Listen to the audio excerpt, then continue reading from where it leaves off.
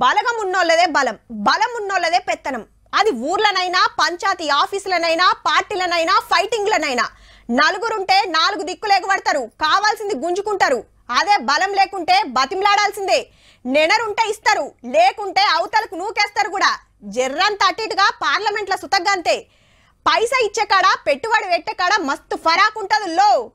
ప్రచారం అవుతున్నట్టే దేశంలో ఎంపీ సీట్లు పెరిగానంటే ఉత్తరానికి దక్షిణానికి జగడం ముట్టేటట్టే ఉంది. జనాభాను బట్టి సీట్లు వంచితే మీది బాజోళ్ళకి మస్తు ఫాయిదా, మనకు మస్తు లాస్ మళ్ళా. ఎందుకంటే అటు పబ్లిక్ ఎక్కువ, ఇటు తక్కువ. నిన్న కర్ణాటకలో అయిన కాంగ్రెస్ మీటింగ్ లా ఇదే మాట చెప్పిండు సీఎం రేవంత్ రెడ్డి సారు. దేశమంతా 140 కోట్ల మంది ఉంటే మన 5 రాష్ట్రాలలో తిప్పి తిప్పి కొడితే 25 కోట్లే. ఇక లోక్సభలో 543 సీట్లకు దక్షిణంకి వెళ్ళి 129. ఓ గల్లా సీట్లు వేస్తే ఈ 5 రాష్ట్రాలకు కలిపి ఇంకో 36 మంది ఎంపీలు వస్తారు గంతే. అదే మీదకున్న ఒక ఉత్తరప్రదేశ్ ని 67 సీట్లు పెరిగితే ఆ రాష్ట్రానికి 147 అవుతాయి. బీహార్ కు 40 మంది ఎంపీలు ఉంటే ఇంకో 39 మంది వస్తారు. అంటే తెలంగాణ, ఆంధ్ర, తమిళనాడు, కర్ణాటక, కేరళ ఎంపీల కంటే ఆ 2 రాష్ట్రాలలోనే 57 మంది ఎక్కువ అవుతారు.